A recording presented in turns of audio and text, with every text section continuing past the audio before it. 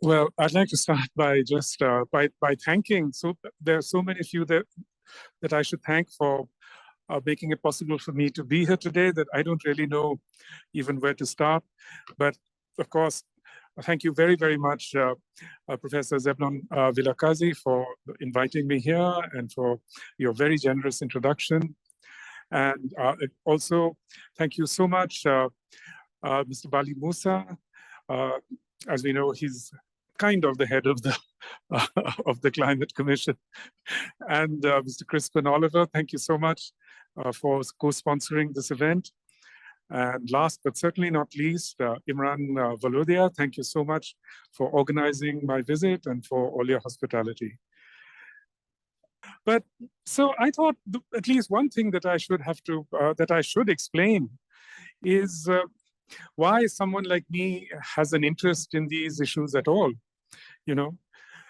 So just as people once made sense of their times through poetry, music, stories, or scripture, we now live in a world that is made thinkable through numbers. Today, all ways of knowing aspire to ground themselves in mathematics because numbers command an almost supernatural trust, like incantations and mantras once did. So what does this mean for those of us who don't have a head for numbers? That is to say, people like me. It's at least partly to be an exile to modernity. When I was a schoolboy, my lack of proficiency in mathematics seemed like a disability. But over the years, I've come to realize that it was actually a gift, because numbers are the prime mechanism for producing that state of disenchantment, which Max Weber identified as a defining feature of modernity. Not only was my innumeracy a magic ring that held this disenchantment at bay, it also greatly sharpened my sense of wonder. Indeed, the most destructive natural disaster of the 20th century was a cyclone that hit southern Bengal in 1970, killing more than 500,000 people. I myself have lived through several such storms, but it was only when I began writing The Hungry Tide that I learned that the word cyclone had in fact been coined in Calcutta in the mid-19th century by an English shipping inspector called H.H. Piddington. An interesting obsessive character, Piddington once described cyclones as marvelous meteors. He and the science of storms served as my introduction to global warming. And being of an obsessive bent of mind, I quickly became totally absorbed in the literature on the subject. As with my discovery of psychoanalysis, it seemed to me that a veil had been torn from my eyes, or that I had been granted a glimpse of mechanisms that explained much that was inexplicable in the world around me. The question that arose then was, why had I for so long been blithely unaware of the processes and mechanisms? Why had they not figured in my work as a novelist? I talked about these disasters at length with people who lived in those cities. And in those discussions, I found myself emphasizing the role that global warming has played in increasing the frequency of downpours of unprecedented intensity. My interlocutors did not disagree, but they tended to insist instead that whatever the role of the wider forces of the atmosphere, the particularities of the disasters, and the nature of their impacts on people could not be understood without taking into account other factors. For instance, patterns of construction, which were linked in turn to local politics, structures of inequality, and networks of corruption. It is certainly true today that almost always when a climate event becomes a disaster, it is because the damage done by the weather is multiply compounded, either by earlier attempts to engineer the landscape or by certain patterns of habitation and construction. Almost always after a disaster, it comes to be known that early warnings by people on the ground were ignored because of various kinds of power dynamics or the influence of business interests.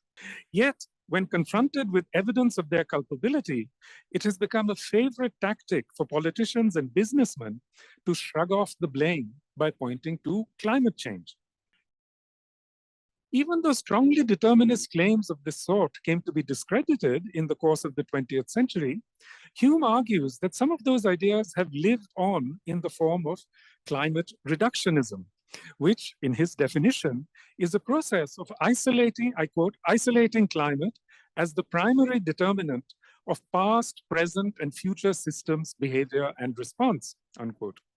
In other words, climate reductionism is a mode of reasoning that assumes that if certain variables of the climate can be shown to have an impact on, say, rice crops or migration or violent conflicts, then being able to mathematically predict changes in those variables is equivalent to predicting what the future holds for rice harvests or rates of migration or violent conflicts. While such forecasts may be based on extremely sophisticated understandings of Earth's systems, they seem to envision the human world more or less as a giant game of billiards, in which numbers serve as the cues that periodically send people shooting off in predetermined directions. It is when attempts are made to use such findings to predict societal impacts, often using the same methodologies, that problems arise. Because the complexities of human societies are so different from those of Earth systems that they simply cannot be fathomed with the same methods and models. Radically different approaches are required to even begin to make sense of them. Yet the kind of thinking that Mike Hulme calls climate reductionism is now a commonplace far beyond the sphere of climate science. This way of envisioning the future as an aggregation of the forecasts of mathematical models has even entered the realm of fiction. In the end, as is increasingly recognized, it's probably the existence of strong community ties, which is the single factor that is most effective in buttressing a society's ability to deal with extreme events. In short, science can and does tell us a great deal about the wider envelope of Earth systems within which extreme climate events unfold. But when it comes to understanding the actual impacts of these events, there is much else that has to be taken into account, including history, demography, politics, societal conflicts, and so on. And that is why humanities and the social sciences are essential for any adequate understanding of our current planetary crisis. Like the numbers that are ubiquitous in the discourse on climate change, terms like mitigation and resilience also give the appearance of being objective and transparent. Yet the manner in which they're deployed in the real world suggests that they're heavily freighted with ideas and images that derive from a specific way of imagining how climate change will unfold. This imaginary is fundamentally dystopic. What is really dangerous about this conception of the future, however, is that it can become a self-fulfilling prophecy, actualizing imagined dystopias.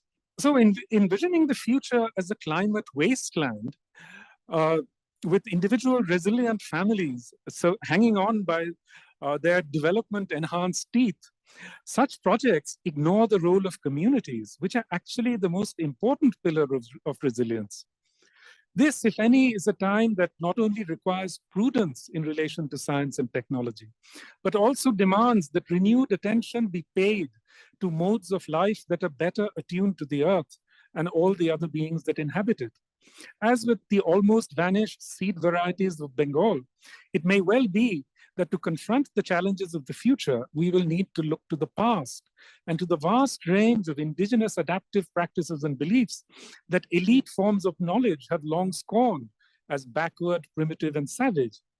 It is time to acknowledge, as Rumphius did, the value and validity of forms of knowledge that are local, indigenous, and based on methods and practices that are different from those of modern science.